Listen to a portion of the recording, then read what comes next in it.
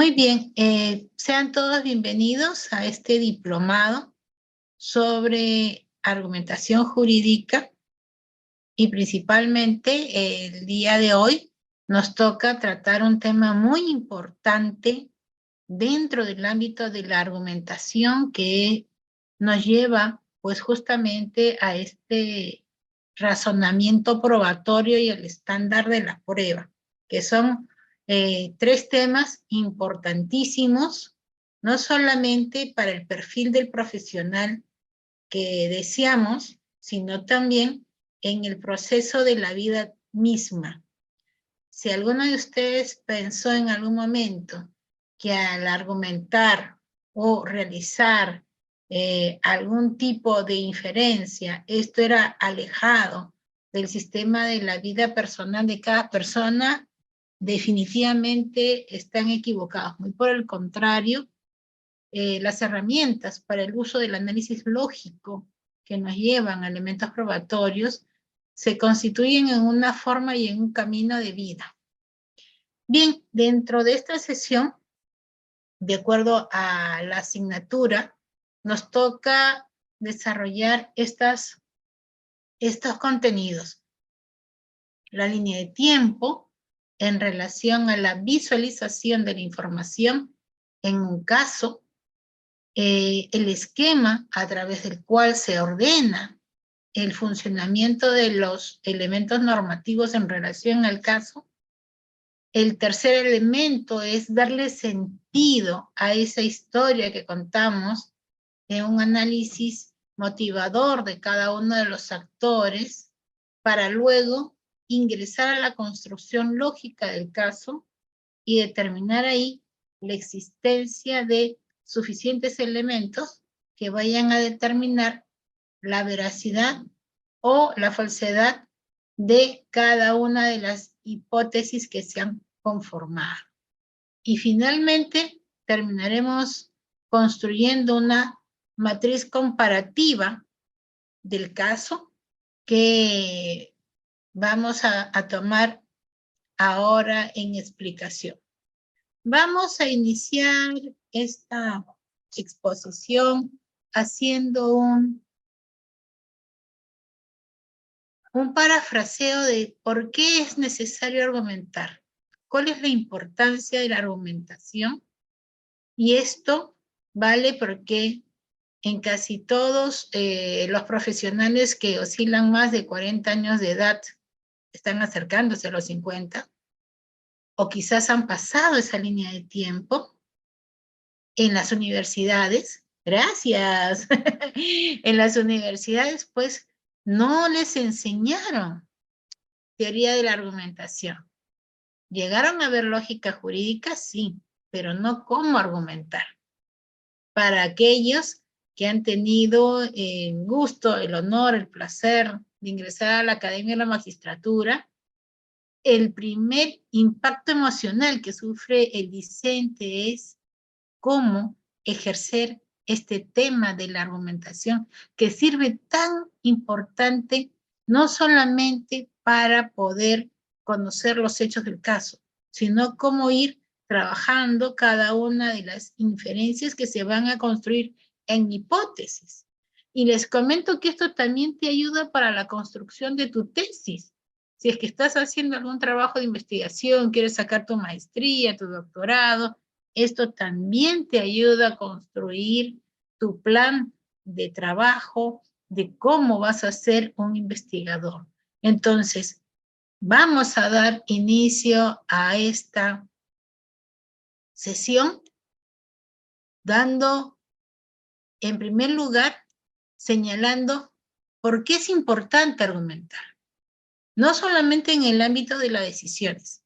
Se esperan de las decisiones judiciales, de las decisiones fiscales, una calidad argumentativa porque así lo determina la Constitución Política del Estado y porque se ha convertido esto en un deber de motivación, en un principio, en una garantía del debido proceso. Pero también significa que cuando nosotros argumentamos, también debemos de explicar en forma coherente y clara cuáles son esas razones jurídicas y fácticas.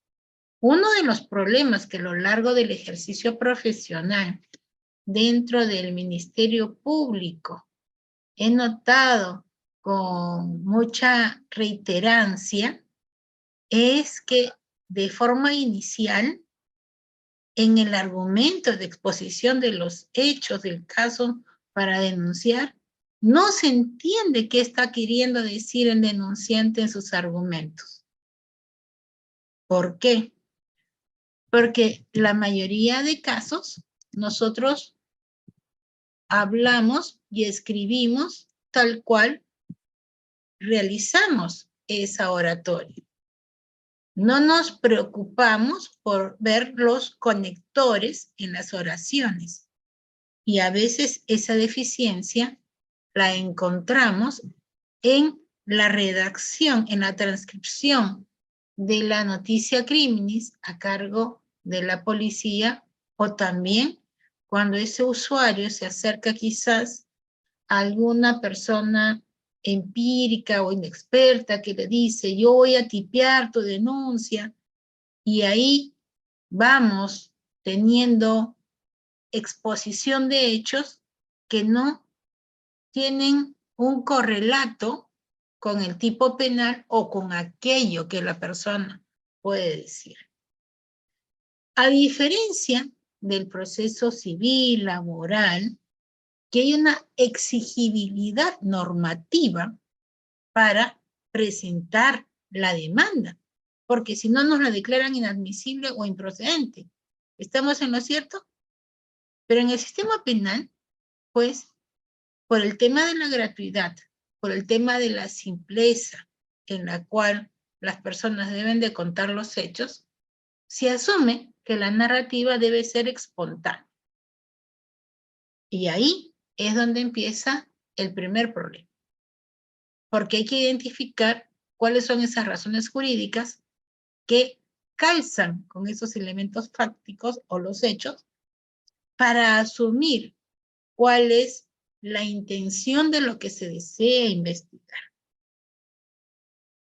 Entonces, empezamos señalando que la importancia de la argumentación va a estar dada por en primer lugar, por la fundamentación de lo que deseo explicar en las decisiones. Y porque esa motivación me hace referencia justamente a los aspectos materiales u objetivos que deben de ser parte de todo proceso, porque así lo señala el mandato constitucional. También en la indagación para hacer la sesión de día encontré en el artículo 9, numeral 4 de la Constitución Política Española, que al igual que la peruana también se asemeja a este principio de legalidad definido en la Ley 25, en el artículo 30, señalando que con sujeción a la Constitución Política del Estado constituye para quien ejerce la administración de justicia y que se encuentra sometido, obviamente, a esta potestad, el hecho de motivar. Y de la misma manera, la obligación de resolver las decisiones en función a la prueba, no solamente de los hechos, sino también de las circunstancias, en la forma en cómo han ocurrido, en estricto cumplimiento de las garantías procesales. ¿Y qué garantías procesales son? Esas garantías procesales constitucionales, genéricas, que también tenemos recogido en la norma procesal, tanto civil, penal, laboral, teoría general del derecho. Por tanto, cuando encontramos que debemos de probar un hecho, vamos a ubicar las normas jurídicas que tienen esa correspondencia para que ese conflicto de esa incertidumbre jurídica que se ha planteado tenga una respuesta fáctica, porque el juez, al emitir una sentencia, otorga paz social. Entonces, la condición o el requisito sine qua non para poder tener una sentencia futuro en forma positiva, condenatoria, o también en forma positiva para los intereses de quien lo defienda, absolutoria, será en función de esta estructura de premisas que nos llevan al supuesto de hecho que vamos a identificar. Acá no se aleja mucho de lo que es el silogismo jurídico. Premisa mayor, premisa menor y consecuencia. Por tanto, establecer una decisión será producto de ese razonamiento que el juez tiene que efectuar, al igual que el fiscal, cuando toman una decisión. Y ese razonamiento nos lleva a esa explicación intrínseca de lo que significa, cómo ha generado ese proceso en esa argumentación. Hay que señalar que ya hace mucho tiempo nos hemos apartado del juez boca de ley a lo que el doctor Ulrich Klug señalaba, que es aquel juez que hace la interpretación literal de la norma y en función de lo que interpreta de la norma es que procede a efectuar la decisión del caso. Hoy por hoy estamos en un deber de motivación de cada una de las pretensiones que las partes están amparando o que las partes toman como base probatoria para defender una pretensión. El petitorio. ¿Qué estoy pidiendo? ¿Cuáles son esos elementos probatorios que estoy presentando en relación al petitorio para que tenga esa correspondencia de que el juez otorgue justicia? Entonces, vamos a encontrar que el sinnúmero de actividades y de inferencias en relación a los medios y a los instrumentos que podamos presentar dentro del proceso nos llevará a demostrar que hemos generado la demostración, reitero, demostración de esos hechos que he afirmado y que tienen un correlato con la norma jurídica invocada en relación al verbo rector para que la inferencia pueda darse. Por tanto, la palabra prueba es una palabra que, si bien es cierto, puede tener para algunas personas alguna ambigüedad, cuando realizamos un análisis probatorio, nos refiere a la actividad de probar algo, aquello que me dijeron, aquello que vi y principalmente el principio de averiguación de la verdad sobre los hechos que son materia de exposición. Por tanto, el resultado será esa conclusión del nexo causal que da a esa correspondencia de los hechos probados. ¿Y esto a qué me lleva?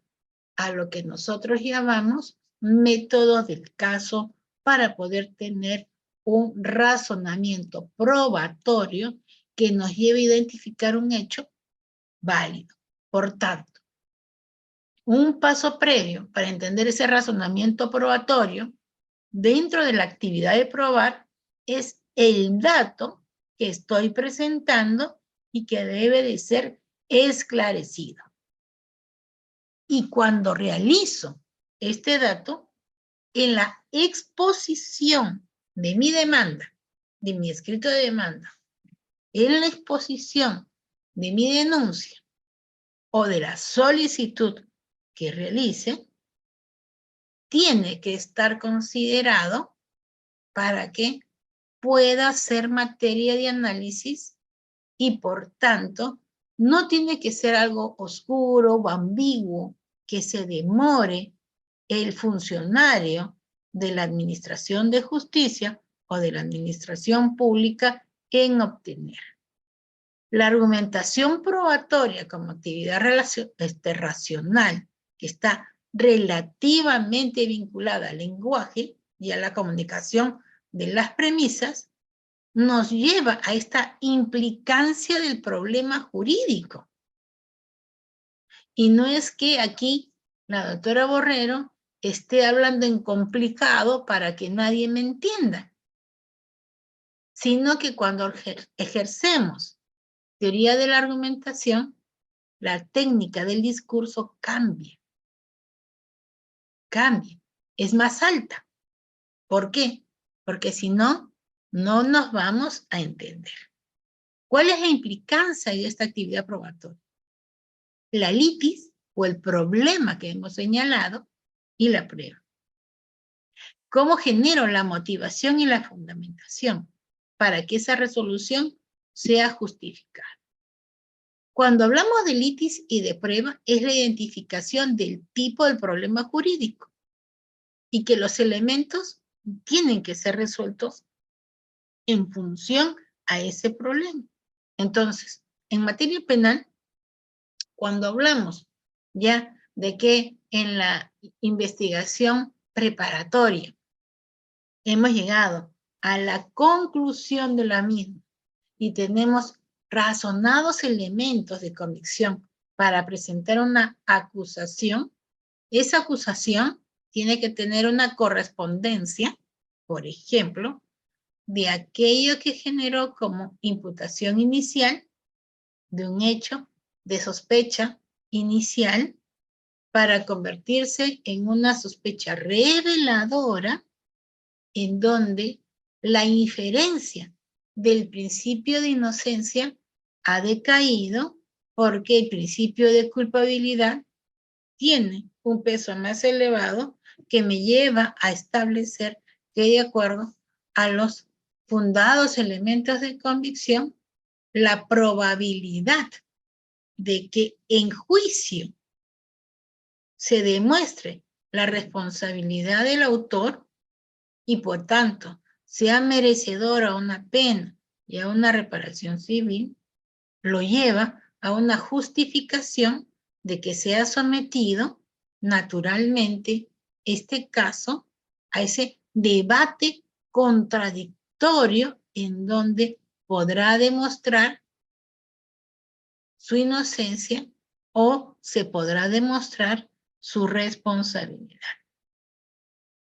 Hablar de una motivación y de justificación nos llevan pues justamente a la elección de esas premisas y o a la determinación de las razones que dan lugar justamente a la formulación de la solución del problema, que va a querer redundar en una conclusión, que es justificar la solución.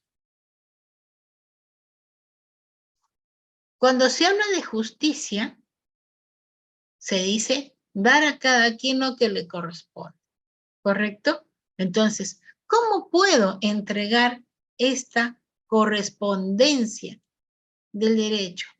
¿A quien lo reclamó primero o a aquel que en el debate ha podido probar su derecho de la mejor manera? Entonces, antes de desarrollar lo que nos toca, nos ubicamos en la identificación del hecho jurídico como aquel fenómeno o acontecimiento de esa realidad. Ahí vamos a la primera etapa del derecho, ¿no?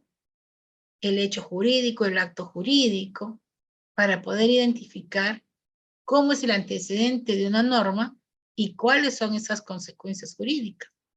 Por tanto, la prueba de los hechos estará en función a ese objeto de prueba, a esa intención de aclarar ese hecho que de repente es diferenciador y que no tiene relevancia jurídica en algún momento de aquellos que sí lo tienen, para poder determinar cuáles son las acciones u omisiones.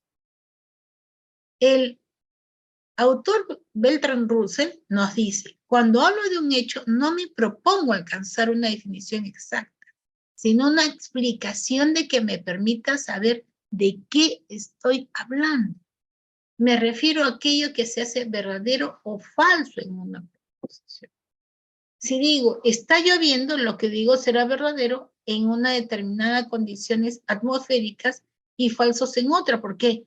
Porque de repente en Lima, que no llueve, estamos acostumbrados a decir está lloviendo y lo que tenemos son lloviznas. Pero si vamos de repente a la selva, a Pucallpa o al norte del país, donde de repente aparece ¡guau!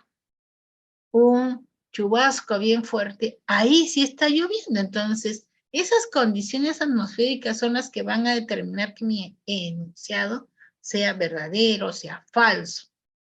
Y ahí es donde iremos efectuando esta construcción de los hechos, para de esta manera trazar un pensamiento, la línea del pensamiento de cómo nosotros podemos mostrar el mundo en el lenguaje y en el pensamiento.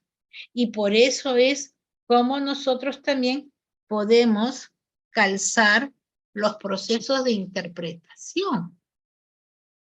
En el ámbito penal, por ejemplo, cuando se va a efectuar ya la sentencia, digamos una sentencia condenatoria, el juez atiende única y exclusivamente al requerimiento acusatorio del fiscal en donde está establecido la determinación judicial de la pena, o es que normativamente al juez también se le da esa facultad discrecional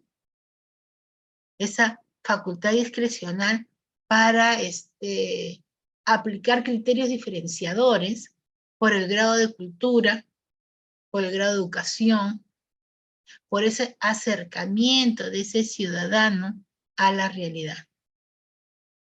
¿Sí? Estamos hablando del artículo 42 al 45 del Código Penal. Por tanto, los hechos deben de estar sometidos justamente a esa expresión.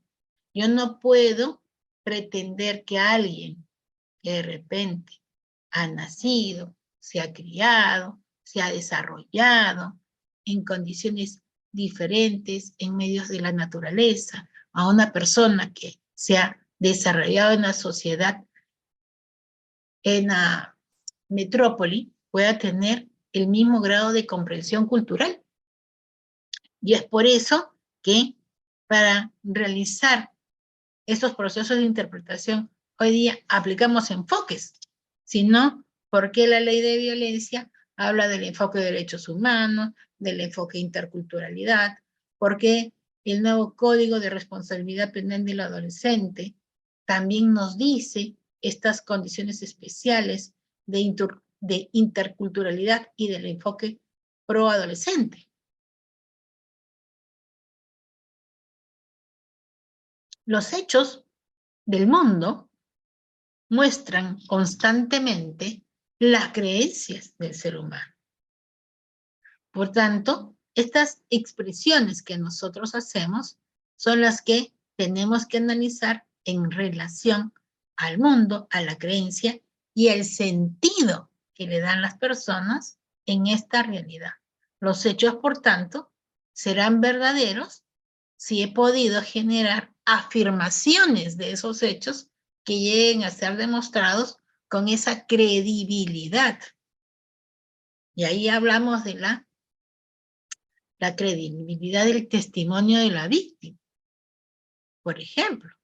Entonces, y estas expresiones nos sirven para crear esa prueba jurídica, que nos lleva a entender los hechos como eventos, hechos que suceden en el momento, en el mundo y en un determinado lugar. Y es como lo presentemos que van a ser objeto de prueba, análisis, y van a determinar que estas afirmaciones se conviertan reveladoras de información. ¿Cuán importante es esto para que los elementos probatorios nos lleven justamente a esta identificación de ser hechos que son portadores de verdad? Cuando afirmamos que un hecho es falso, no hablamos como propiedad. Lo que debemos decir es que aquello que ha ocurrido o dejado de ocurrir puede contener una afirmación verdadera o falsa. Y por eso se dice que todo depende de la óptica y de la mirada con la que demos. Si decimos, en un ejemplo básico, ¿no? Pedro tenía en su poder una pistola. Esa información puede ser probablemente verdadera. Diferente es de decir, a Pedro se le encontró al interior del bolsillo de su saco una pistola. Ahí la afirmación sobre la tenencia de ese hecho me implicaría una verdad y tendré que determinar que esa pistola tenía las huellas dactilares que de repente Pedro, al ser sometido a la prueba de parafina, dio positivo para el uso de arma de fuego y también, obviamente, para el tema de municiones. O sea, voy probando estas afirmaciones. Por eso es que el esquema de la información debe de tener un orden en función a los elementos de la norma. La importancia de elaborar un esquema me va a permitir organizar la evidencia y escoger los argumentos que tengo en función a esa evidencia. Mucho se dice, me han sembrado droga. Yo no tengo posesión de droga. ¿Dónde fue hallada la droga? Al interior del vehículo. Realizaron la prueba de restos de droga sobre el vehículo y salió negativo. Realizaron la prueba de Sarrungiel, salió negativo. Realizaron la prueba de orina toxicológico, determinaron la presencia de un poquito de alcohol en la sangre y la presencia de droga en la sangre. Entonces, podríamos decir que esa persona se encontraba comercializando la droga o se encontraba en posesión de droga. ¿Qué me dice el artículo 296, tipo base, para determinar la existencia del delito de tráfico ilícito de droga? A ver, ¿quién me responde esa pregunta? Pueden ver su código penal, ¿eh? No hay problema. Este curso se trata de eso, de que también veamos una actividad en conjunto. Artículo 296.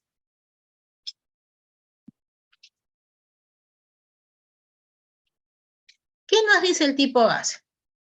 Miren, a ver, para los que no tienen su código, se los voy a leer. El que promueve, favorece o facilita el consumo ilegal de drogas tóxicas, sean estupefacientes, sustancias psicotrópicas o nuevas sustancias psicoactivas, mediante actos de fabricación o tráfico, será reprimido con pena privativa de la libertad no menor de 8 ni mayor de 15 años y con 180 a 365 días multa e inhabilitación conforme al artículo 36, inciso 1, 2 y 4. Segundo párrafo. El que posea droga tóxica, sea estupefaciente, sustancias psicotrópicas o nuevas sustancias psicoactivas para usos ilegales, será reprimido con pena privativa de la libertad no menor de 6 ni mayor de 12 años. Tercer párrafo. Bueno, y también dice otras cosas más, ¿no? Tercer párrafo. El que introduce al país, produce, acopia, provee, comercializa, transporta materias primas o sustancias químicas controladas o no controladas para ser destinadas a la elaboración ilegal de drogas tóxicas, sean estupefacientes, sustancias psicotrópicas o nuevas sustancias psicoactivas en la maceración o en cualquiera de sus etapas de procesamiento y o promueve, facilita, financia dichos actos, será reprimido con pena privativa de la libertad. Y último párrafo. El que toma parte de una conspiración de 2 o más personas para promover, favorecer o facilitar el tráfico ilícito de drogas será reprimido con pena privativa de la libertad. Ahorita, por ejemplo, he ubicado esta norma del 296 para que nos sea un poco más fácil la identificación de los hechos para poder generar ya un esquema de proposiciones. ¿Qué es lo primero que tenemos que saber para poder establecer, pues, justamente una línea de tiempo? En primer lugar, la identificación de los verbos rectores del tipo penal. Todavía no lean lo que está en la diapositiva. Vamos a desarrollar lo que acabamos de decir. ¿Qué significan los verbos rectores? Son las acciones. Comercializar, promover, vender, poseer, almacenar. Esa es la conducta que se le atribuye a una persona.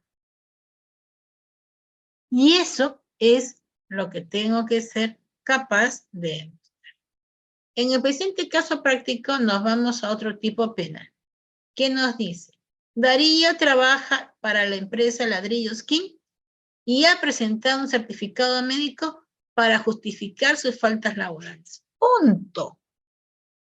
Esos son los hechos del caso. En esta información, ¿qué es lo que requiero saber?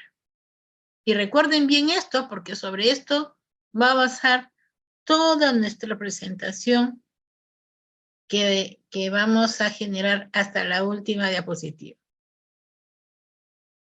Una enfermedad común y silvestre, un resfrío, un dolor de estómago, que genere una incapacidad de un día, de 2 o de 3, se justifica con un certificado médico, ¿correcto?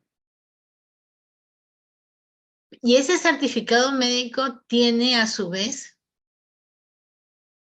una responsabilidad porque tiene el contenido del diagnóstico, porque el médico te ha revisado, te ha examinado, aparece asimismo la identificación de los síntomas y consecuentemente los días de incapacidad para presentarse en el trabajo. A diferencia, por ejemplo, del certificado médico de un hospital o de una clínica que te identifican por códigos y números de códigos, hacen el diagnóstico de la enfermedad y te dan los días de incapacidad.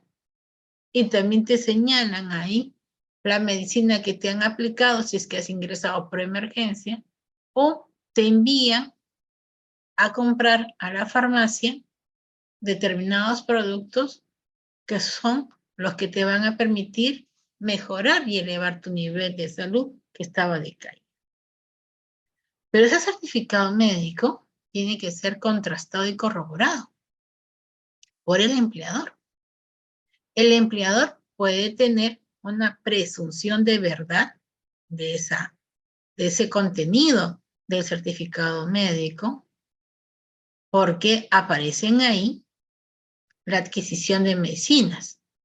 Entonces, ¿tú cómo compruebas que has adquirido las medicinas que te van a restablecer tu salud? Con las facturas, con la boleta, ¿cierto? Y esa boleta que esté a tu nombre, no cualquier boleta, la boleta que te identifica como destinatario de la misma. Entonces, la empresa puede decir, o el empleador puede decir, bueno, este señor se enfermó, se ha desaparecido 5 días, ya cuando teníamos su carta de despido parece que ha estado enfermo y bueno, vamos a verificar esta información. Como de repente el empleador dice, muy bien, carpetazo, presentó su descanso médico, pase al área de recursos humanos, quede todo ahí y que continúe trabajando.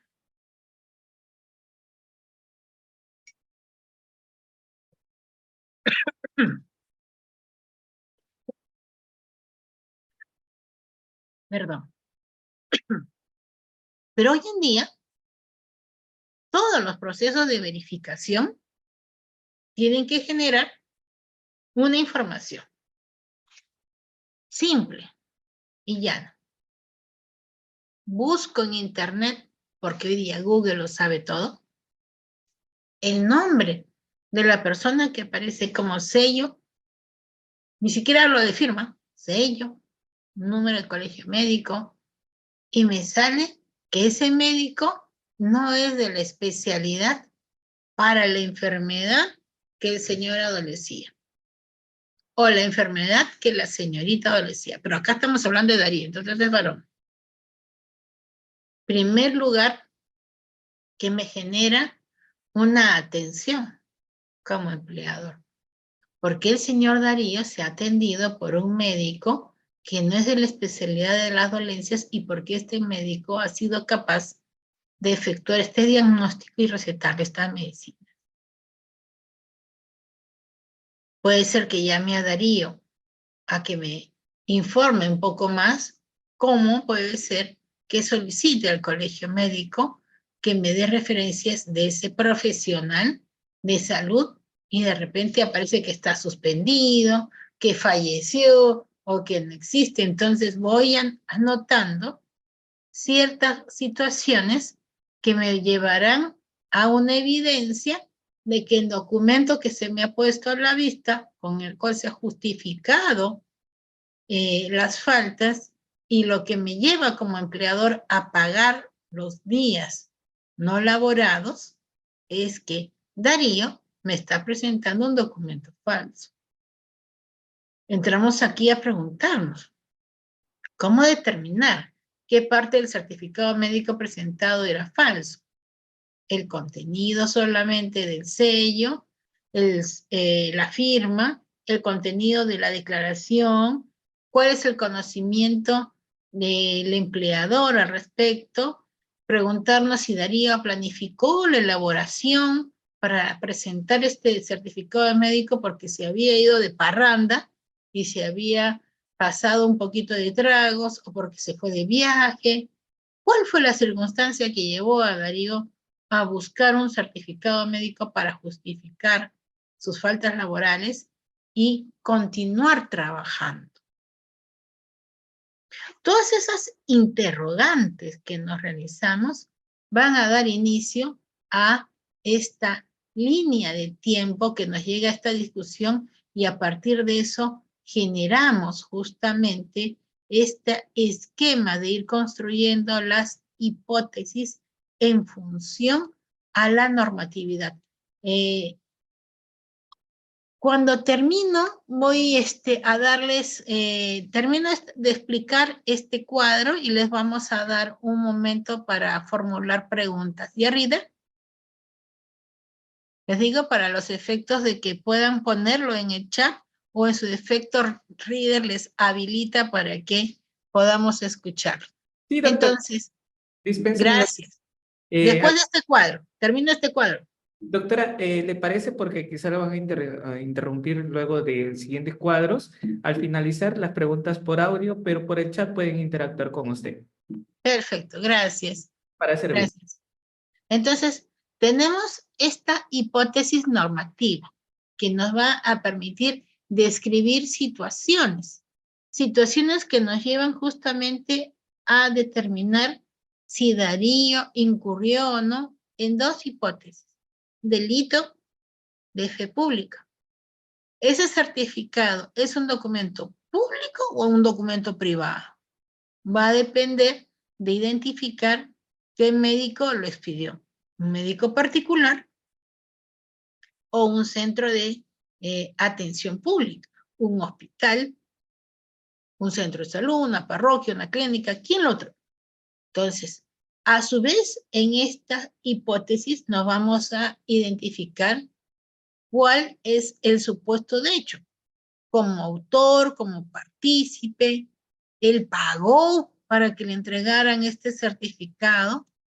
¿Cuál es esa actividad implícita que Darío tiene y que nos llevaría a esta justificación de la norma y la realización de la conducta para decir, por haber cometido un hecho grave, Darío, el empleador te lleva a un memorando y te dice, señor Darío, explique usted por qué razón ha presentado un certificado médico en donde el médico que le otorgó el certificado no es de la especialidad y número 2, ha fallecido o no existe dentro del canal del Colegio de Médicos del Perú. Entonces, esta realización de exigirle a él una explicación ya nos lleva al inicio del proceso administrativo sancionador para determinar su causal de despido o, en su defecto, si fuera un empleador público, que sea, pues, suspendido de sus actividades laborales, de repente cometió falta grave, o ya tiene otros hechos que lo lleven a él a un análisis de un primer proceso administrativo. Vamos a ver y descubrir en función de los hechos. Entonces, acá nos interesa identificar la diferencia entre trama y argumento, que no deben de confundirse, porque cuando nosotros contamos algo, hay que diferenciar entre el argumento y la trama en el corazón de ese proceso creativo de la información para poder construir hipótesis. Un argumento es, por ejemplo, un policía asesina a una mujer, oculta su cuerpo. La policía investiga, mientras que él mismo trabaja en el caso, ocultando las evidencias y borrando cualquier pista hasta que un compañero descubre que él está borrando las pistas para evitar que lleguen a él. ¿Cuál es la trama? La policía encuentra a una mujer asesinada y empieza a investigar, pero parece que el asesino se les adelanta y no logran dar con unas pistas. Claro que sí, porque el asesino es un efectivo policial que forma parte de ese equipo de investigación. Entonces, acá vamos analizando y vamos viendo al mismo tiempo, mismo serie de SSI, ustedes van a ir viendo en su pensamiento a ese policía que va acercándose a la evidencia, adelantándose a la información porque le dicen vamos a ir a tal lugar, él ya se fue, ya borró o buscó otras personas que lo ayuden y ahí es cuando nosotros tenemos que diferenciar entre la trama y el argumento para establecer el orden cronológico de esos acontecimientos en una lógica temporal. Y esto nos lleva a una línea cronológica de esa historia que necesitamos encontrar y descubrir. Aquí hay que tomar mucha atención. ¿Por qué? Porque la línea del tiempo facilita la asociación de ideas, pero también me puede llevar a obtener información que no es fiable y que puede generar una distorsión. Yo no puedo hacer una línea del tiempo construyendo de repente por datos o noticias periodísticas si no tengo una relación directa con la víctima o con el presunto autor. Eso es muy importante, porque ahí me pueden generar vicios de información y tendré que ir descubriendo cuáles son esas hipótesis. La cronología de los hechos puede ser la que va a dar inicio a la teoría del caso y es la que posteriormente construiremos en el juzgado. En una línea investigativa en el tema penal es fácil. ¿Por qué? Porque la investigación del delito nos lleva a una estrategia de investigación. La estrategia de investigación nace del mismo tipo penal, de lo que hemos leído. ¿Cuáles son los actos de investigación que voy a realizar en función del delito? Entonces, ahí es muy importante y tomen nota de esto, sobre todo para aquellos que quieren ser jueces o fiscales. ¿Por qué? Porque no existe un manual para ser juez o fiscal. Es la capacidad del talento creativo que tiene ese profesional para determinar justamente cuáles son los actos de investigación que va a solicitar. Y ahí es donde aparece la famosa estrategia de investigación. Que para la defensa es fácil porque si yo no sé, argumentando este adagio de quien prueba debe de narrar quien alega un hecho debe de probarlo, ¿cierto? Entonces, como tú estás alegando que yo hice esto, ¿yo por qué tengo que moverme? Yo no tengo que moverme. Tengo que pasar impávido. Tengo que ser un veedor. A lo sumo, ser un observador para evitar de que no constriñas alguno de mis derechos fundamentales y me mantengas informado de lo que estás haciendo.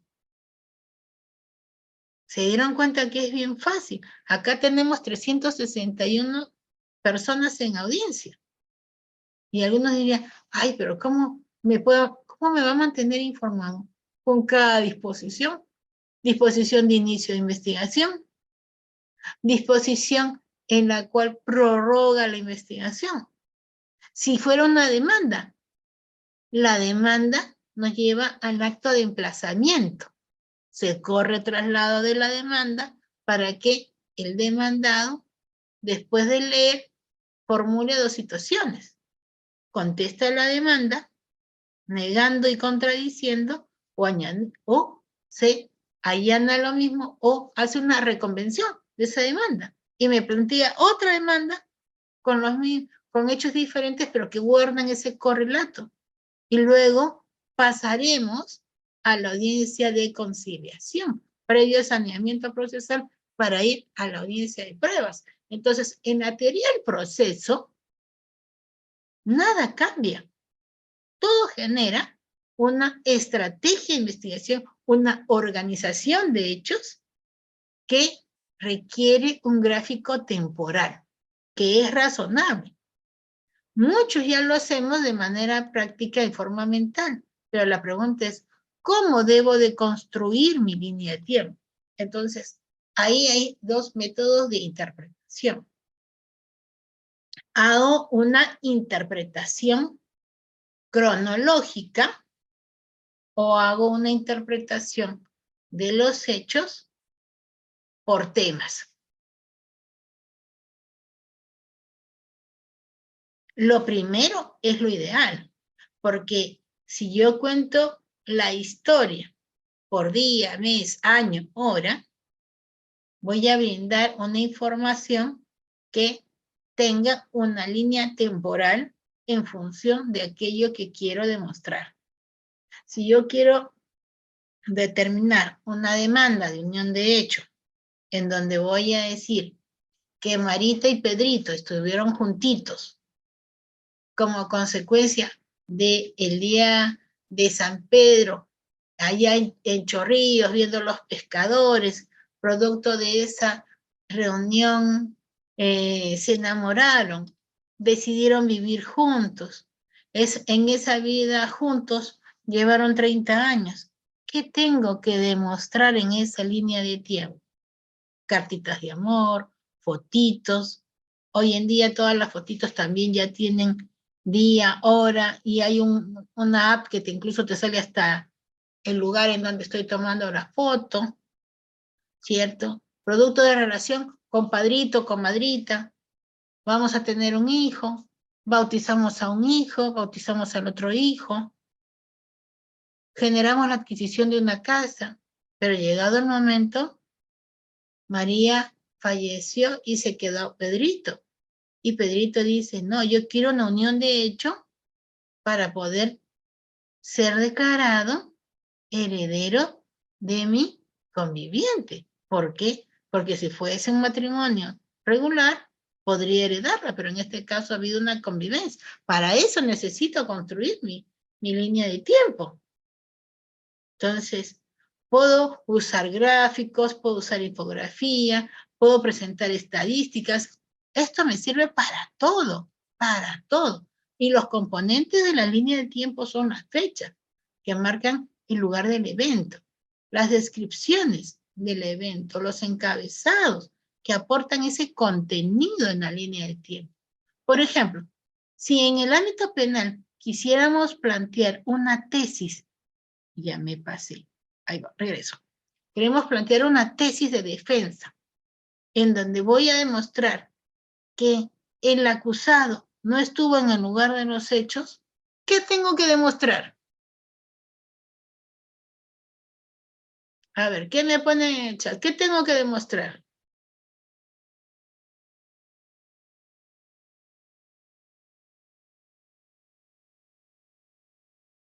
Tengo que demostrar que no estuve ahí. ¿En dónde estuvo? ¿Con quién estuvo? Si estuve en otro lado, ¿en qué lado?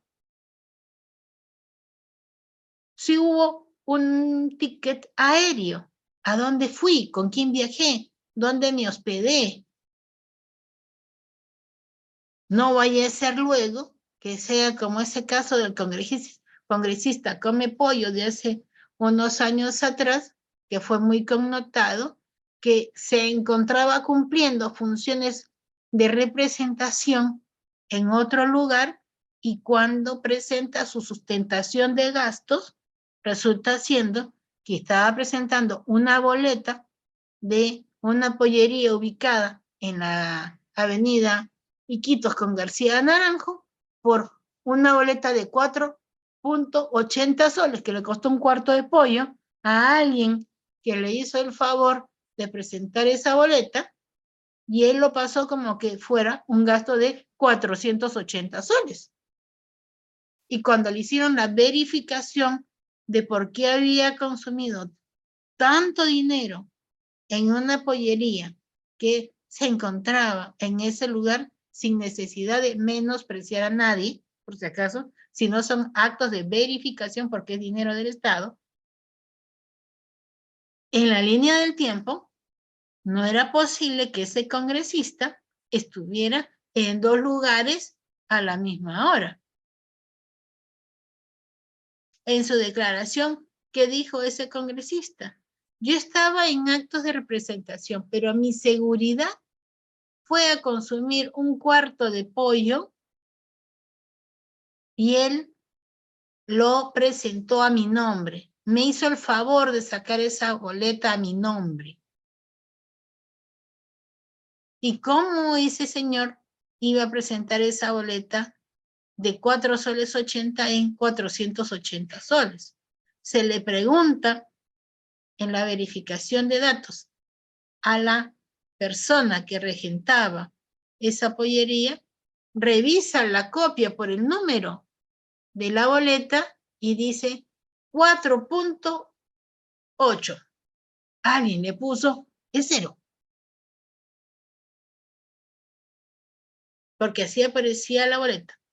Entonces, se hace la pericia y se determina que había una adulteración en la boleta. Entonces, lugar, tiempo, testigos, dice Braulia, perdón. Acá nos pregunta, a ver, Melissa nos dice, una fiscal realizó una acusación de falsificación de documentos en contra de un ex trabajador de una municipalidad, debido a que se habría falsificado un título para poder ocupar un puesto de trabajo. Ello se llegó a saber después del portal de SUNEDU y también del informe emitido por la municipalidad. Se observó que la copia del título no figuraba ni en el portal ni en la SUNEDU, ni siquiera en la presunta institución, dado que la institución tampoco existía. Eso sí, nunca hubo una pericia respecto al título, porque nunca se tuvo el título. Bajo este supuesto, la jueza indica que debe de sobreseer este caso, a falta de elementos suficientes, puesto que la Fiscalía habría realizado un trabajo deficiente. ¿Qué hacer en ese caso? Ya. En ese supuesto, habría que preguntar primero, cuando realiza la acusación de falsificación de documentos, aparece ahí en esa información que esa acusación no se tiene el documento original, porque ya aquí hay que diferenciar algo muy importante. Estamos mal acostumbrados a desarrollar la prueba directa y no la prueba indirecta. Naturalmente que debe en algún lugar estar ese documento que se presentó. Acá nos dice Flor de María, igual que los recibos de honorarios, los dueños de las empresas ponen los recibos por honorarios, cosa que no pones verdaderamente lo que ganan mensualmente. Bueno, ahí ese es otro tema, mi estimada Flor de María, porque ahí ya estaríamos hablando de una falsedad genérica, que es colocar una información que no corresponde a la verdad. Pero ahí también estaríamos viendo que si es implícito, pues la aceptación de quien debe de girar la boleta. ¿Por qué estás aceptando que la boleta tenga un monto menor al trabajo realmente realizado? Ahí habría que ver, ¿no? Continuamos, luego vamos desarrollando más preguntas o comentarios que hacen en el chat. Solamente les pido, por favor, que cuando lo escriban traten de armarlo como pregunta y no como comentario. Gracias. Entonces tenemos que en las líneas del tiempo, estas están conformadas por fechas, por descripciones, por encabezados y que aportan contenido, por imágenes. Y esto es importante porque nos va a ayudar a construir esta información. Las líneas del tiempo son muy populares, facilitan todo tipo de asociación de ideas, constituyen una herramienta de trabajo que hoy por hoy no solamente es utilizada por la policía, por la defensa privada, por el Ministerio Público, debe ser utilizada por todos. ¿Cómo se puede visualizar esas líneas de tiempo en una información? Hablamos de explicar y contar. Explica y cuenta, dice. La idea central, observando y comparando, demostrando hechos, hazte preguntas en relación a esos hechos para que dé posibilidad a generar conflictos y plantear problemas. Cuando tú quieras contar una línea de tiempo, se va a dar sobre la base de la importancia que se tiene en la vida, vas a generar una casuística y una confirmación de hipótesis. Considerar también las experiencias que tengas para poder generar ese ingreso al caso. La línea de tiempo nos permite visualizar el camino y el recorrido de un crimen. Hoy día estuve sin querer queriendo revisando un poquito un programa y veo línea del tiempo del caso de tal persona que falleció. ¿Qué ha pasado con esa persona? ¿Cómo han ocurrido los hechos? Es importante porque nos permite detectar los vacíos que se pueden presentar en un caso. Para eso es una línea de tiempo, porque nos lleva a la producción de evidencia adicional que sea necesaria para fortalecer el caso. Y también nos permite un adecuado manejo para introducir, retirar, destacar hechos y principalmente darle énfasis a aquello que en la construcción del caso y en la exposición me permitan generar una nueva información. Anaí nos pregunta, al hablar de los hechos, ¿estaríamos estableciendo la premisa fáctica?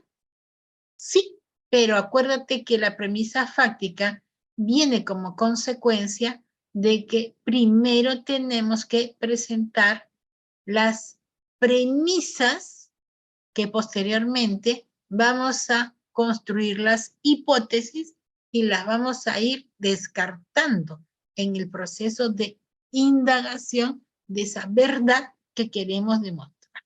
Por tanto, la cronología me destaca el conflicto, también me lleva a las inconsistencias que pueden haber en relación a la historia. A través de esa cronología yo puedo formular preguntas que en el interrogatorio me van a permitir abordar vínculos de familiaridad, vínculos de hecho, vínculos en relación de aquello que se me está atribuyendo y también aquello que yo pretendo demostrar que no tengo responsabilidad. La línea de tiempo también nos permite asegurar que los testigos recuerden con mayor facilidad aquello que aparentemente no se visualiza. Normalmente en los interrogatorios, cuando se pregunta a una persona, ¿usted recuerda qué hizo tal día? Normalmente las personas contestan, no, no recuerdo. Pero si le das una idea que sea asociado a ese hecho importante, probablemente sí lo recuerde. O la persona te diga, el día 1 de julio, para mí es importante porque ese día es aniversario de fallecimiento o de matrimonio de alguien. Y ese día, como todos los 1 de julio, me fui al cementerio o me fui a la iglesia, por decirlo así. Si la persona relaciona los hechos que han ocurrido con lo que ha visto, con su día a día, va a permitir que esa información sea introducida en las declaraciones. Y también la cronología nos permite la identificación de los documentos. O sea, por ejemplo, si nosotros queremos determinar que una persona de, por decirlo, de 80 años fue llevado a un notario para que firme un poder que posteriormente el poderdante lo va a presentar para vender la casa de este ciudadano de 80 años, y ese mismo día ese ciudadano estaba en un hospital o en una clínica en el cual se le habían suministrado calmantes muy fuertes, ¿sería posible determinar que la voluntad de esta persona, que fue conducida a una notaría, haya sido válida? Definitivamente no. Pero ahí tenemos que es deber y obligación de los notarios hacer un examen de las personas que entregan poderes, ¿cierto? Entonces, ¿qué pasa si ese día, ese notario, que aparentemente debería estar ahí, estaba de licencia y atendía en la notaría otro notario delegado por el Colegio de Notarios? Pero ahí algún empleado de la notaría se valió, entre comillas, del descuido o de la falta de atención debida del notario reemplazante y validó la información que le dieron porque lo creyó que era válido. Y no entrevistó a esa persona de adulto mayor que estaba entregando. Me pregunta Christopher, ¿qué pasa cuando se tiene un documento que es falso y solo se tiene una copia y el original está escondido? Acá tenemos un grave problema porque las pericias grafotécnicas se realizan sobre documentos originales, no sobre copias. Entonces, si tú quieres demostrar la falsedad de un documento, dependerá de qué es lo que quieres demostrar, Christopher. Si este documento salió de una notaría, si este documento fue entregado y lo tiene, por ejemplo, una persona natural o de repente un representante de una empresa que puede de repente haber escondido libros contables, todo dependerá. A ver, nos han levantado la mano y está identificado como la doctora Fiorella Janet Vivas. Sí, Reader, ¿le podrías habilitar, por favor? como le, Gracias. como le hice mención, doctora, al finalizar la sesión, la ronda de preguntas por ahora. Bueno, entonces, doctora, por favor, anótele para no se olviden que Reader solamente les va a dar la habilitación a los que tienen la cámara prendida. Ya me acordé. Así es que si quieren hacer preguntas con audio, tienen que estar con su cámara encendida.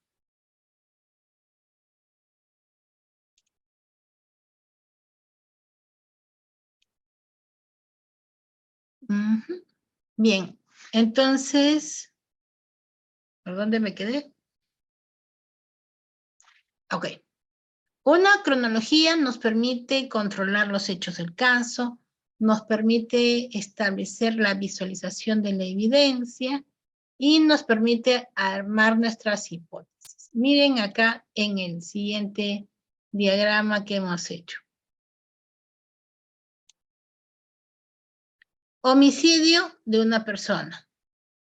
Por ejemplo, en la línea de tiempo, lo que encontramos a la víctima, en qué posición, cuándo han ocurrido los hechos del caso, qué elementos de prueba fueron recogidos en la etapa de investigación preliminar, la identificación de quién o quiénes pudieron participar, cuáles son los rastros que hayan podido dejar los intervinientes en ese proceso de identificación.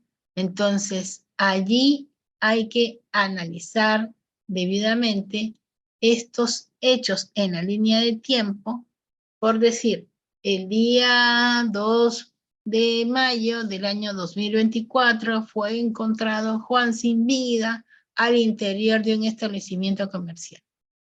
El día a las 4 de la tarde se aperturaron las puertas del establecimiento comercial porque en la mañana se habían hecho acciones de desinfección y todos los propietarios del centro comercial ya sabían que iban a abrir sus puertas a esa hora.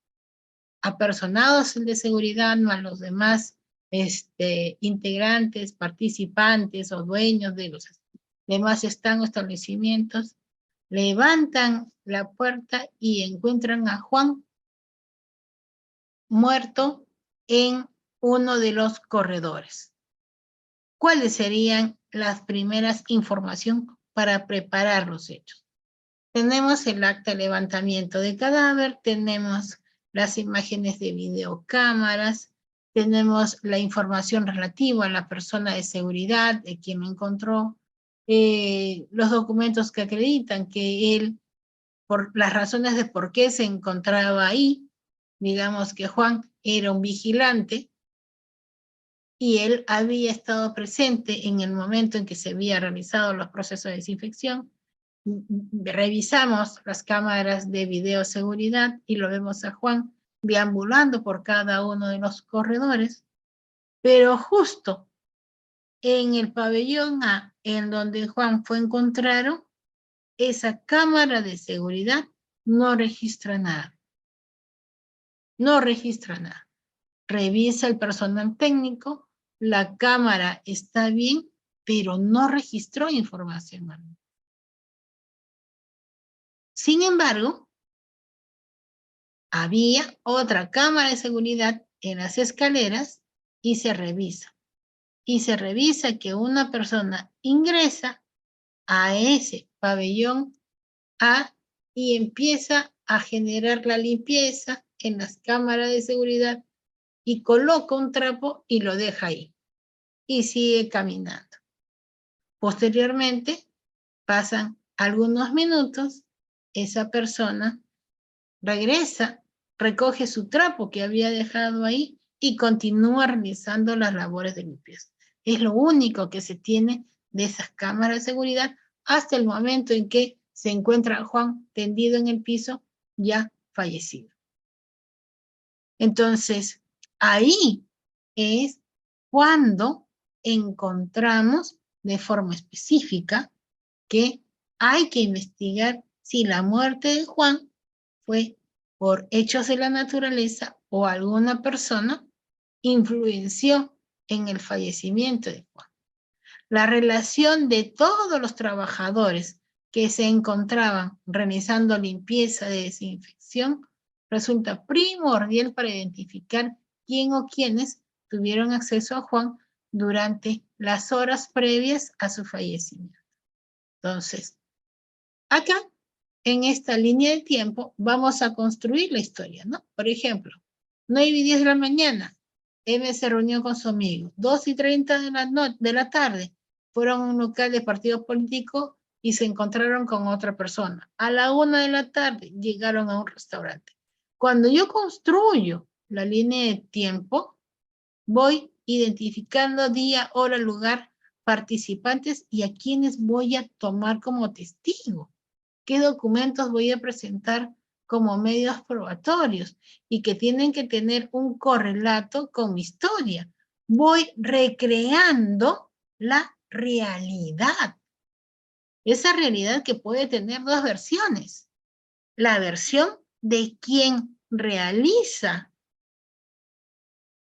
la demanda, la versión de quien contesta la demanda, la versión de quien presenta la denuncia y la versión de quien se defiende de esa denuncia.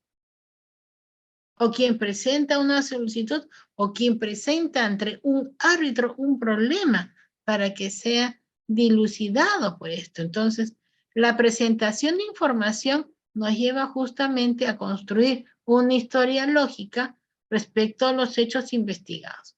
Por ahí me preguntaron, leí rápidamente en el chat, ¿qué significa verbo rector?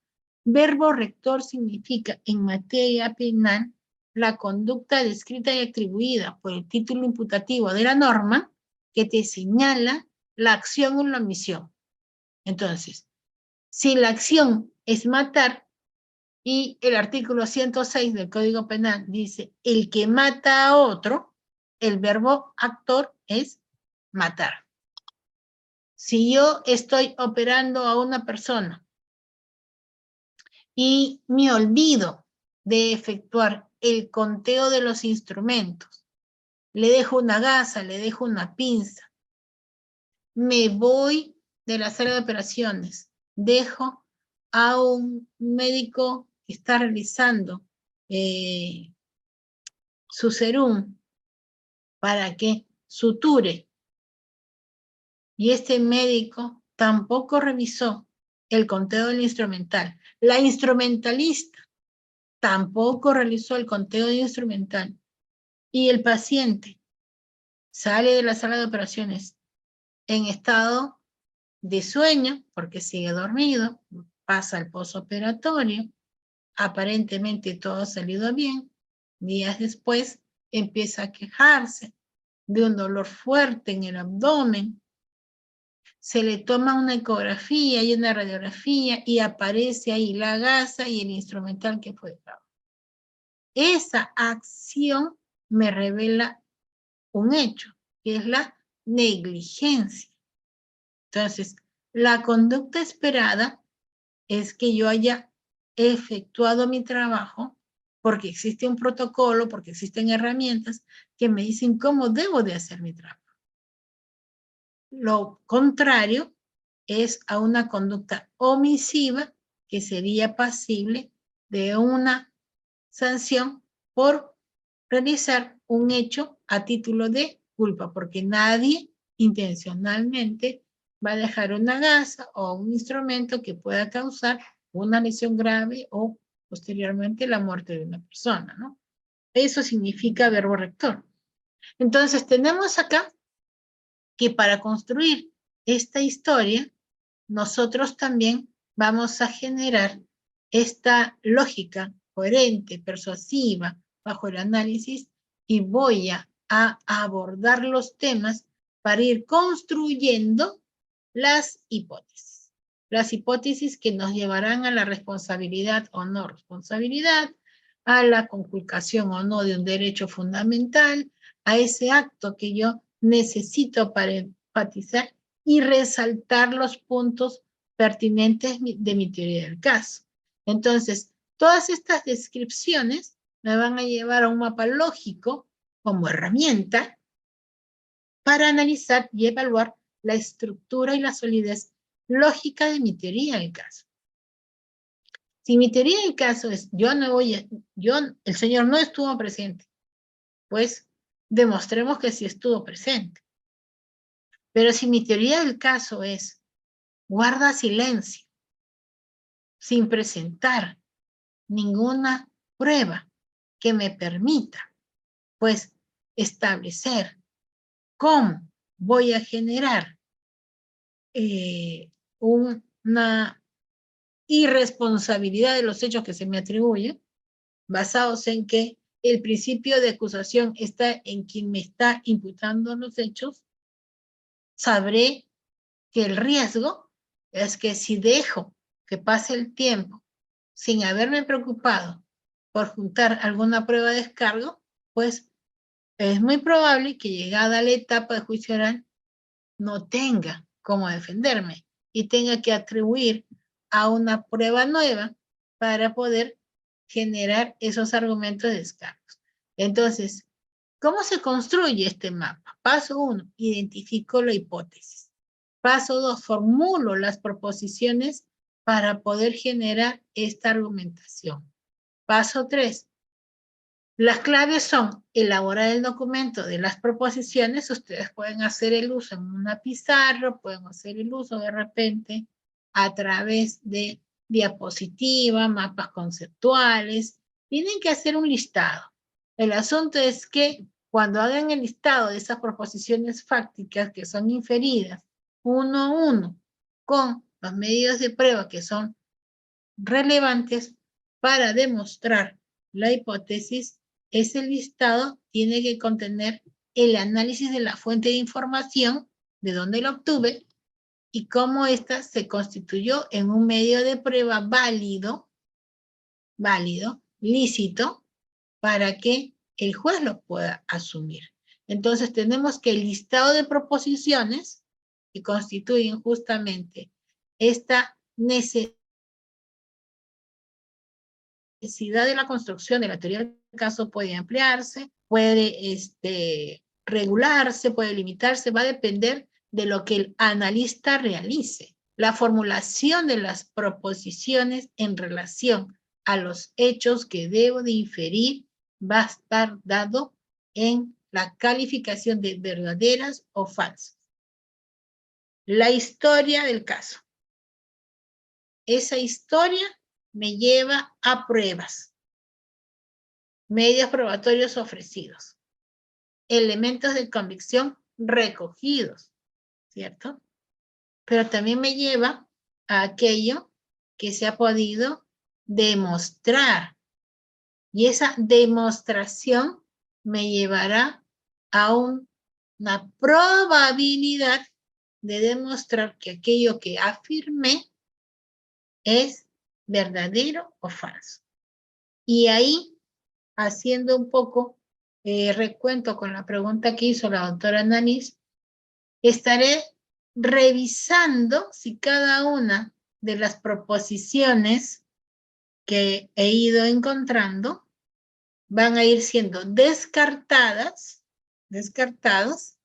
porque los datos de demostración no le dan mayor fuerza.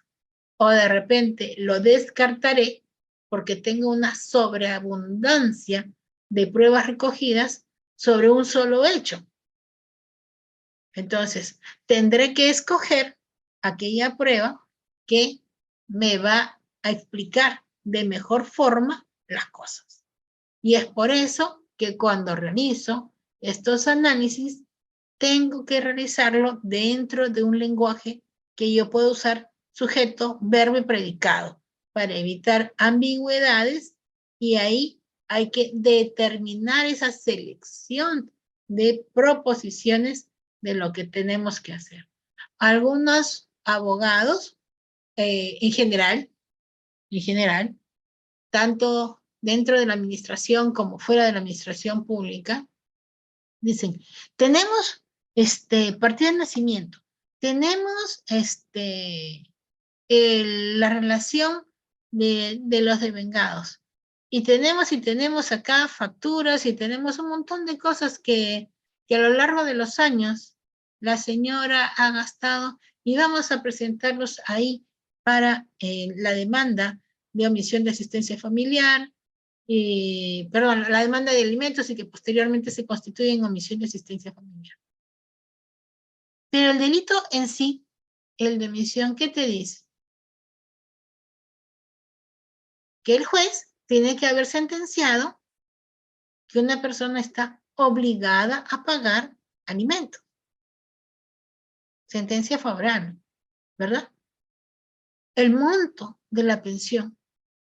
Y luego, ¿qué más te pide? La liquidación.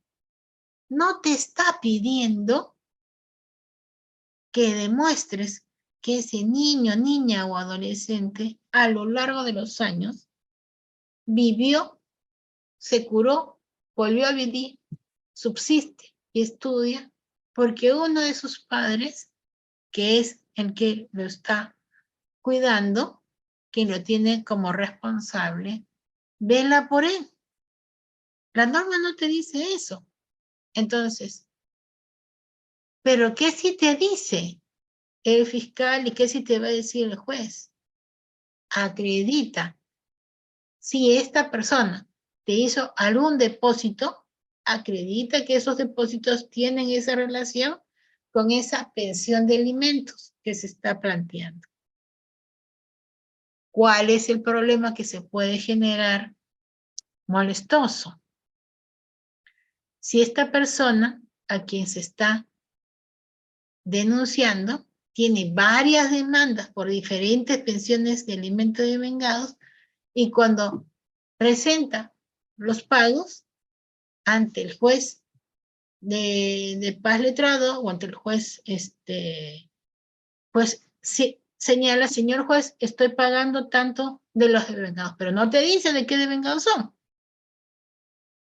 Entonces, ¿y por qué hace eso? Porque esa es una estrategia para generar controversia. Y al generar controversia, pues se va a alargar el proceso.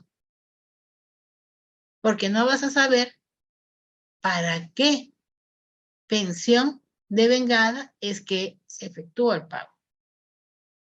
Eso está pasando y eso sí genera bastante problemas. Continuamos avanzando. Verosimilitud. Cada hipótesis tiene que ser corroborada. También por eso es que la preparación del mapa lógico, que es laborioso, por eso es que los abogados que saben preparar informes cobran bien por sus informes.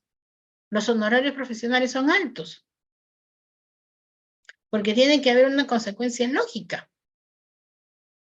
Y adjuntar, pues justamente, este informe al juez le ayuda para visualizar y analizar el caso de manera correcta en función a la justificación.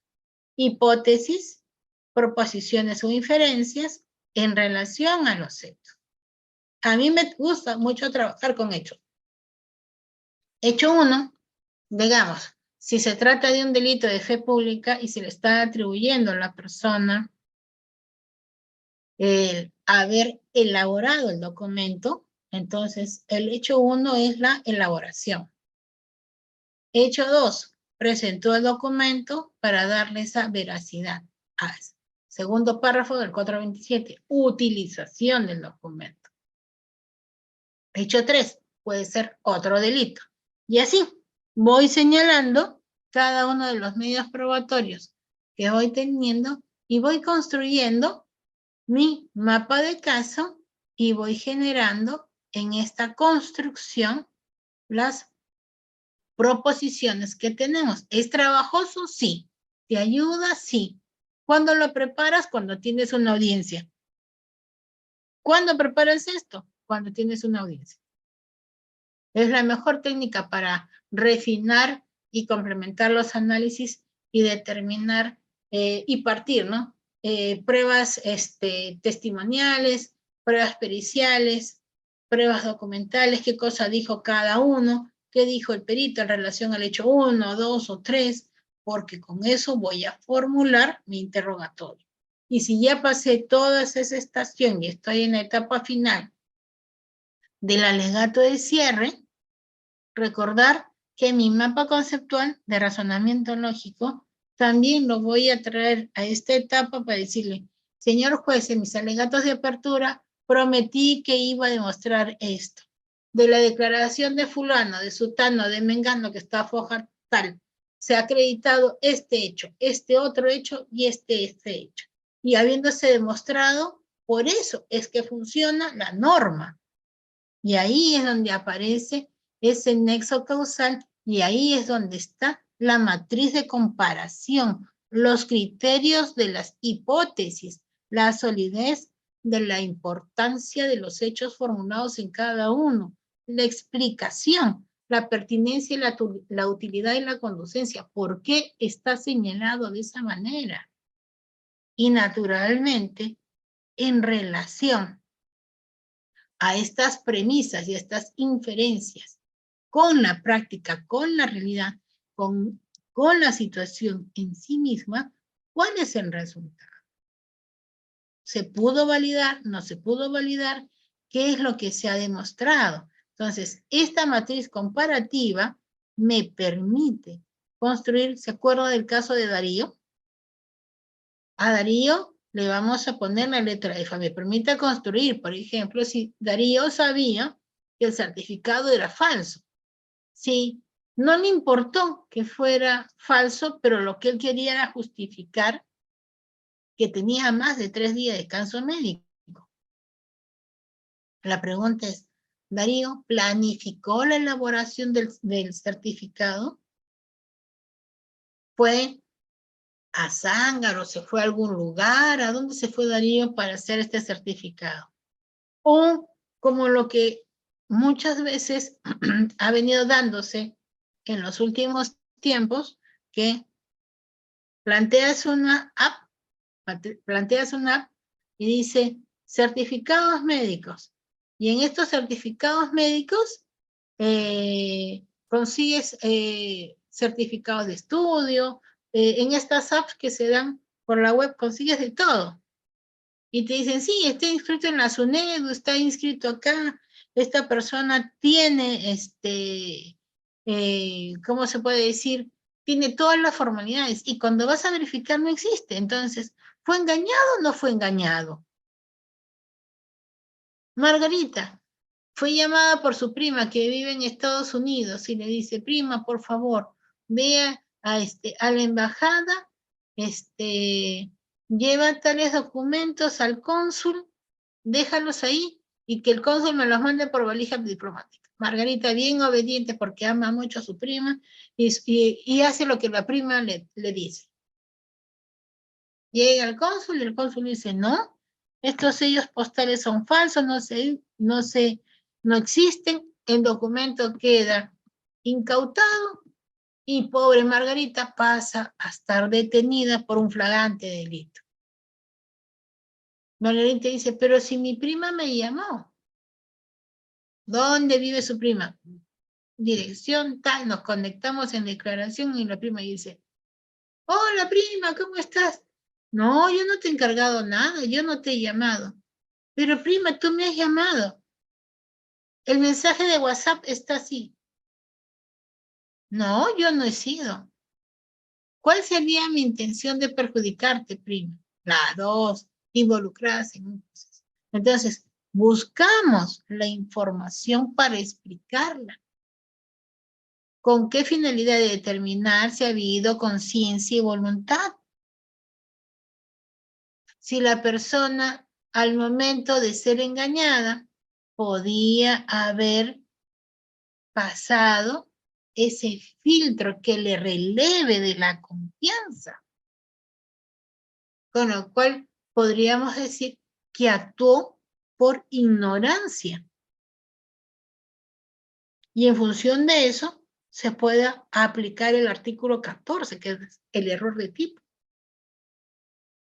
Y esto, pues, nos lleva justamente a esta importancia fundamental, que cuando nosotros formulemos el análisis, busquemos los antecedentes, hagamos una lista de nuestras proposiciones, elaboremos el estándar probatorio en función de la evidencia que se ha presentado, ya sea que la acusación esté probada más allá de toda duda razonable, determinemos qué hipótesis es la preponderante o la fuerte, cuál ha sido demostrada de manera clara o convincente para que nuestro Darío nos identifique si conocí o no ese certificado era falso, que si él participó o no en la elaboración y por qué lo presentó sabiendo que era falso.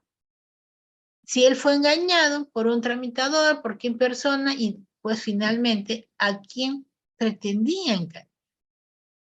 Nuestras fortalezas va a estar determinada en saber la existencia desde ya que era un certificado falso y es tal y cual como lo hemos explicado en nuestro cuadro. ¿Cuáles son las tareas del investigador? Las tareas del investigador son determinar las hipótesis, poder generar mapas lógicos y visualizar estas hipótesis. Las tareas del investigador están también en comparar cada una de ellas, ver la solidez y qué otros medios probatorios podemos presentar en función de las inferencias que vamos a usar. Y este análisis y evaluación de cada hipótesis nos permite presentar una matriz de consistencia de nuestros casos. Finalmente, utilizar la metodología de análisis de casos y sistema de registro de información nos lleva a analizar las hipótesis que podamos plantear. Hacer uso de una metodología y un registro de sistema de información por cada uno de los casos que presentamos nos va a permitir establecer esta confianza en los hechos que se están presentando y que finalmente formarán parte de este acervo probatorio que será puesto a discusión en una audiencia y que finalmente del debate del mismo lograremos generar en el juzgador la convicción de la propuesta que se ha realizado. Y a través del principio de inmediación, el juez obtendrá justamente esa información que le va a permitir a él realizar su propio análisis de esta información relevante que le va a permitir determinar el conflicto de intereses y resolver esa incertidumbre jurídica, emitiendo una sentencia que nos lleve a una verdad que ha sido demostrada. Entonces, esa es la conclusión que se necesita. Gracias por su atención y procederemos a la estación de preguntas. Reader, ¿estoy a tiempo para las preguntas o ya me pasé? Tú me dices. Muy bien, doctora Catarine Orreo Soto, muchísimas gracias. Estábamos atentos y cada uno de nuestros participantes también durante esta clase. Ahora ya saben, como decía la otra Catarine, y ya nos conoce todo el público, quien no tenga cámara activa y debidamente sentado, no se le da pase a la aula, ¿ok? Así también nuestra docente sepa a quién se está dirigiendo. Por ejemplo, ahorita estoy conociendo a Aida, que ha bajado su manito, pero ya le levantó otra vez. Aida, muy buenas noches, por favor. Una pregunta. Gracias. Ok, buenas noches. Gracias, doctora, por su exposición. Con respecto a esto de las argumentaciones, ¿no? Las debidas motivaciones que encajan, ¿no? Con las debidas motivaciones de las resoluciones judiciales, ¿qué sucede cuando, o sea, cómo se demuestra una tentativa de violación sexual, por ejemplo? ¿Qué podría argumentar el juez para determinar que ha habido tentativa? Según mi parecer, debería demostrarse, por ejemplo, que hubo flagrancia, ¿no? Que se le encontró, por ejemplo, semen en el calzoncito de la niña y que lo vincula, ¿no? al inculpado con el delito, ¿no? Para que él poder decir, bueno, fue una tentativa de violación, la niña no fue violada porque el certificado médico legal dice que la niña está intacta, nunca tuvo acto contra natura como ella describió en cámara Gesell, y sin embargo sentenciaron a esta persona a 35 años. ¿Cómo es posible que el certificado médico legal diga que la niña está intacta, no tiene ningún tipo de lesión paragenital, extragenital y todo. Y sin embargo, el juez ha sentenciado a 35 años a una persona por tentativa de violación, cuando la niña ha narrado una violación anal consumada. No ha narrado un intento de violación, ha narrado una violación consumada, tanto así que la fiscal dice, ha narrado coherentemente la violación. Pero cuando se dan cuenta que el certificado médico dice esta niña no ha sido violada, entonces no es violación, es tentativa de violación. ¿Cómo puede ser posible eso? O sea, el juez, ¿cómo puede argumentar? Porque yo leo la sentencia y le juro me revuelve el hígado, porque ahí no hay ningún documento fáctico, no hay nada, ninguna prueba, como para que el juez condene a 35 años a una persona, ¿no? Ellos interpretan que la niña sintió dolor anal porque es algo subjetivo y quizás el roce, ella lo sintió como dolor. Y luego más adelante dicen, citando el acuerdo plenario 2005, entonces no se trata de un frotamiento del pene, se trata de una violación. Entonces, ¿cómo se entiende eso, doctora? Muchas gracias. Doctora, Bueno, que pueda responder, dispénseme. Queda en su facultad si puede, bueno, lo voy a responder, pero es que no es una pregunta, es una narración completa de un caso. exacto. Y doctora, ya hemos tenido bueno, en sí un caso también, un docente se ha pronunciado sobre un hecho y lamentablemente estamos prohibidos a que pueda responder el docente. ¿Sí, doctora? Exacto. Solamente Entonces, no pasamos la nada. pregunta debería ser un poco más general para que no vincule una responsabilidad en la respuesta, pero yo me iría un poco más allá, ¿no? Podríamos haber planteado incluso actos contra el pudor y no necesariamente tentativa de violación. Yo lo dejo ahí, doctora. Revise lo que le estoy diciendo. Gracias. Eh, Siguiente pregunta. a los demás participantes, ya saben la modalidad, es una pregunta por estudiante, no casos particulares, y si no, mencionando un tercero. ¿Ok? Estimado José, adelante, por favor. Gracias.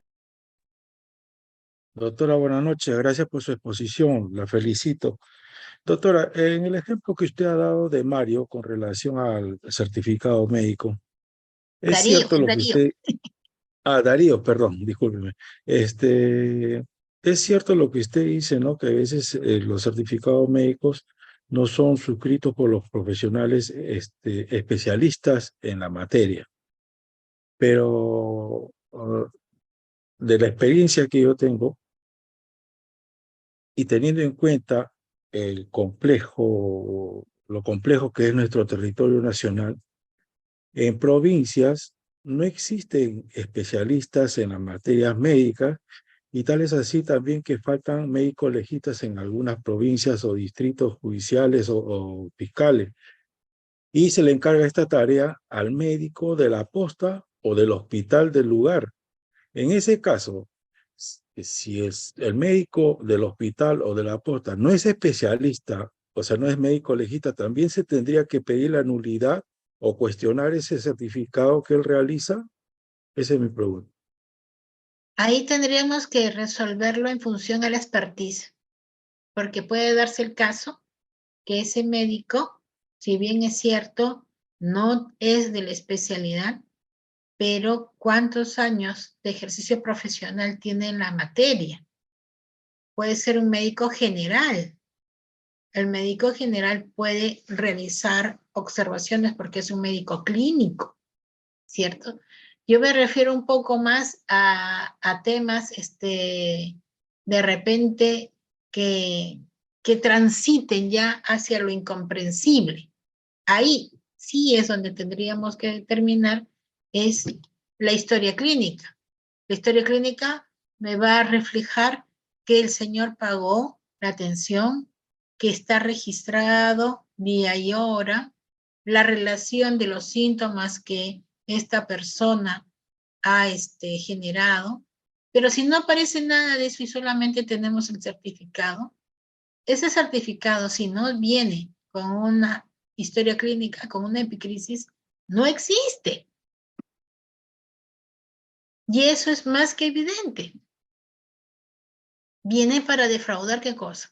Al empleador, privado o público. A la institución educativa, porque de repente el alumno presentó ese certificado con la finalidad de dar un examen, porque o no estudió, o llegó tarde, algo pasó. O sea, siempre hay un motivo porque la persona llega a presentar un documento falso.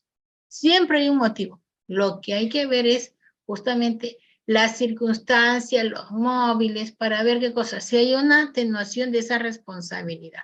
Gracias. Muchas gracias a todos los que me están dando felicitaciones. Qué bueno que hayan entendido, porque este es un tema que es bien duro, porque es solamente letra, letra, letra. Entonces, si no hay conocimiento previo, pues nos es difícil llegar a ustedes. Continuamos, Reader. Gracias.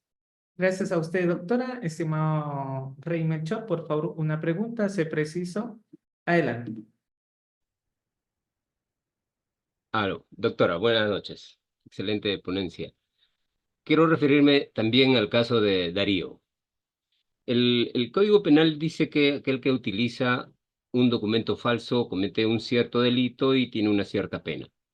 En el caso nuestro, si es que Darío fue engañado o fue inducido, pero él sabía que era el certificado falso, las demás pruebas, como que si fue engañado o no, no serían ya impertinentes, ¿no? Me refiero a que ya no es necesario, porque el tipo penal dice, el que utiliza un documento falso comete tal delito. Entonces, él utilizó un documento falso y las demás historias creo que ya no entrarían al caso, ¿o me equivoco? Gracias por su respuesta. Doctora Catarina, su audio. Gracias, para Rey. Muchas gracias por la pregunta. Desde la posición del Ministerio Público tienes un caso sólido, fuerte, no necesitas mucho, porque ya está acreditada que utilizó el documento. Hay un dolo. Desde la posición de la defensa, ¿para qué me interesa demostrar que él fue engañado? O que él solicitó el certificado y no sabía que de repente le entregaron un formato que ya no se usaba y por eso ese formato ya era falso. O sea, voy a diferentes supuestos. Va a depender mucho de qué sujeto procesal sea. Para la defensa puede solicitar una terminación anticipada. Para el fiscal es válido para ir a una acusación directa. Me puede relevar incluso de hacer una investigación larga. Va a depender de todo lo que yo haya podido demostrar o encontrar. Pero en cualquiera de las dos posiciones es positivo lo que nos ha indicado Darío. Muchísimas gracias. ¿Seguimos? Muchas gracias, doctora. Y los participantes que aún no se hayan matriculado, ya saben, la inversión de este curso, 20 soles, y deja tu número de celular en el chat y se te va a compartir la grabación o materiales que brinde nuestro docente, al igual la institución y el certificado por 24 horas académicas. Estimado Nelson, adelante, una pregunta. Gracias. Estimado Nelson, ¿puedes activar tu audio? Bienvenido. Sí, buenas noches, Reader, buenas noches, doctora. Doctora, en primer lugar, agradecido por la ponencia que ha dado usted el día de hoy. La pregunta es la siguiente. Usted verá que en la práctica, tanto Fiscalía como los jueces, al motivar sus resoluciones, creo que se conforman con simplemente citar el tipo penal. Es decir, usted también ha tocado el tipo penal de tráfico ilícito de drogas.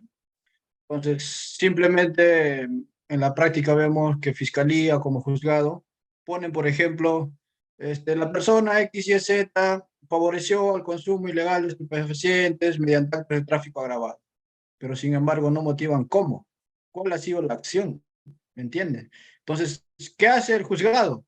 Un copia y pega, y al momento de sentenciar dice, no, la persona X y Z favoreció al consumo ilegal de estupefacientes al haber realizado actos de tráfico.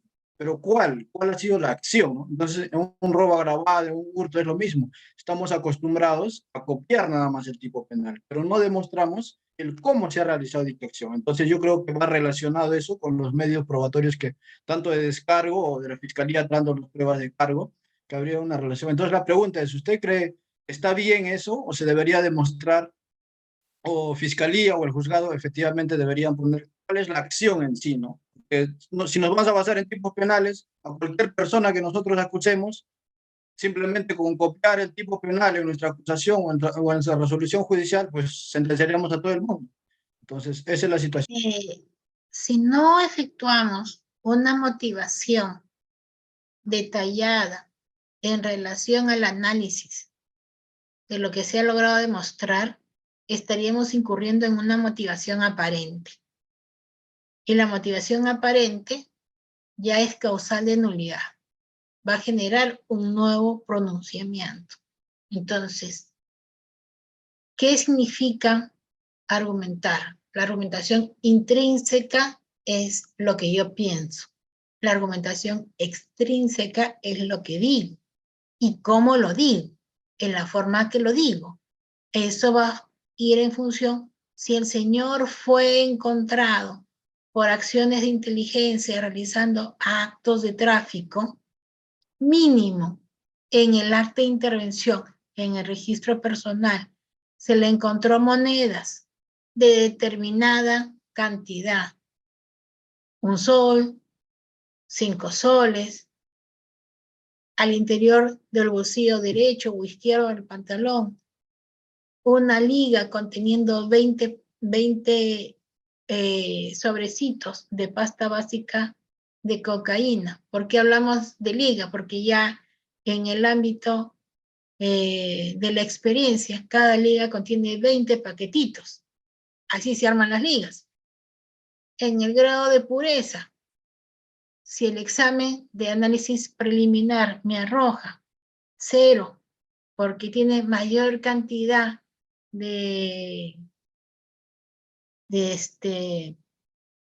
ya me olvidé el nombre exacto, que es el derivado, que vendría a ser como harina, que se mezcla con la droga para patearla o para mezclarle, quitarle el grado de pureza.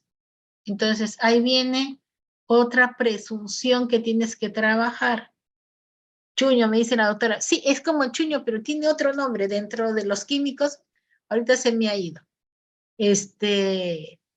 Esta condición, ¿a qué nos lleva?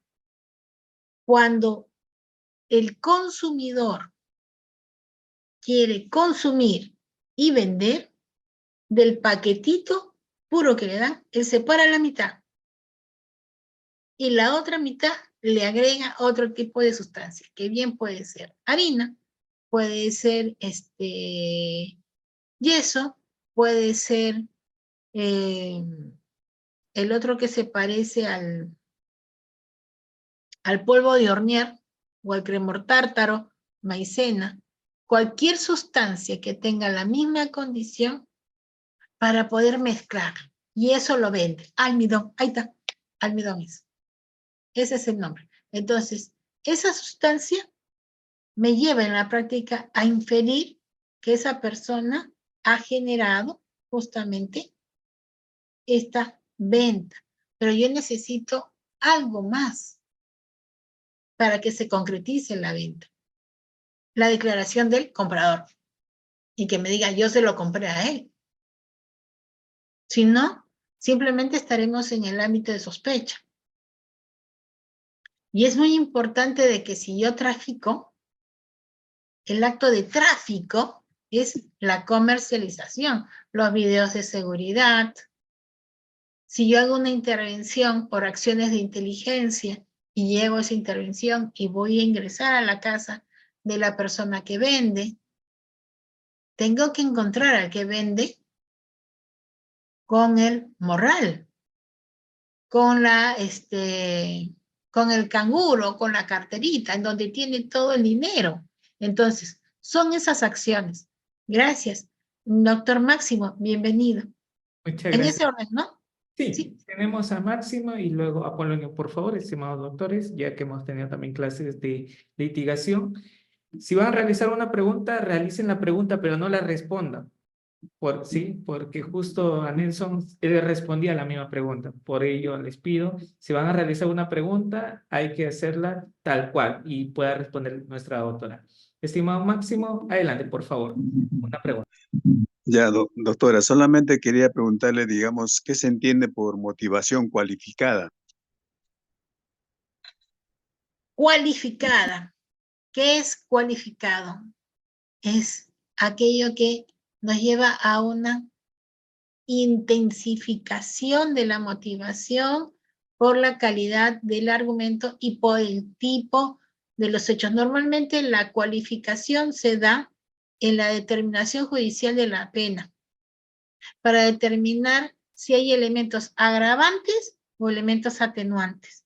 Por eso se utiliza, para poder establecer si el rango de pena en la determinación judicial es en el tercio intermedio, en el tercio inferior, intermedio o superior. Siguiente pregunta, por favor. Muchas gracias, doctora Apolonio. Buenas noches. Una pregunta. Buenas noches, doctora. Didáctica su ponencia. Escuché una pregunta de una participante y la quiero resumir. En una acusación fiscal es cierto que se debe de tipificar su hipótesis. Y dentro de esto, ¿cuáles serían los presupuestos básicos de una tentativa de violación? Gracias. Los presupuestos básicos de una tentativa de violación. Pero los presupuestos básicos de la tentativa de violación están en el artículo 16 del Código Penal en forma concatenada con el 171.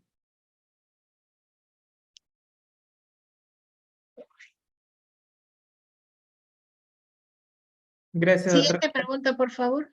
Gracias, doctora Catarine, estimado Reinaldo y Fabián, con ustedes cerramos. Adelante, por favor. Sí, gracias, doctora. Buenas noches. Sí, doctora, se ha hablado del tema de la droga. Mi pregunta viene ya no del lado de la fiscalía, sino viene por el lado de la defensa.